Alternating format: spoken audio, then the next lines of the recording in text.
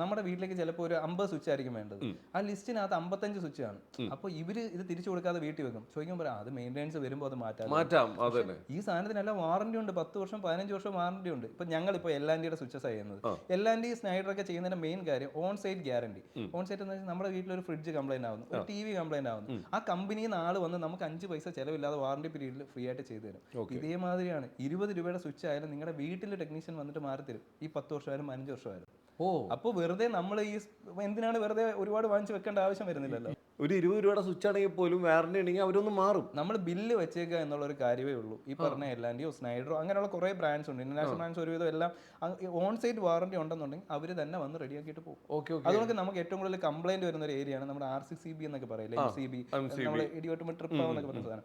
അപ്പോൾ അതിനാണ് കംപ്ലൈന്റ് കൂടുതൽ വരിക. കംപ്ലൈന്റ് കൂടുതൽ വരുമ്പോഴേ നമ്മൾ ചെയ്യുന്നത് ഈ പറഞ്ഞ കണക്ക് നേരെ ഇലക്ട്രീഷ്യനെ വിളിക്കുന്നു. ആരായാലും കുറച്ച് നാൾ കഴിഞ്ഞ് കഴിഞ്ഞാൽ നമുക്ക് അവർക്ക് പേയ്മെന്റ് കൊടുക്കേണ്ടി വരും. ഒരു 300 രൂപയെങ്കിലും ഒരാൾക്ക് കൊടുക്കേണ്ടി വരും. അത് ഫ്രീ ആയിട്ട് നമുക്ക് ഈ ഓൺസൈറ്റ് ഗ്യാരണ്ടി ഉണ്ടെന്നുണ്ടെങ്കിൽ ഇപ്പോൾ L&T സ്നൈഡറൊക്കെ ഓൾ കേരള ഞങ്ങൾ കൊടുക്കുന്ന എവിടെയും അവർ ഓൾ കേരള അല്ല ഓൾ ഇന്ത്യ നമ്മൾ ചെയ്യുന്നുണ്ട്. ഒരു ഗ്യാരണ്ടി കൊടുത്തു കഴിഞ്ഞാൽ അവർ തന്നെ നമുക്കൊന്നും നോക്കേണ്ട ആവശ്യമില്ല. ഒന്നും നോക്കേണ്ട ആവശ്യം. അപ്പൊ പറഞ്ഞു വന്നത് ചീത്തയാകുമ്പോൾ ഉപയോഗിക്കാന്ന് പറഞ്ഞ് മാറ്റി വെക്കുന്ന പരിപാടിയൊക്കെ മാറ്റിക്കോ അല്ലേ?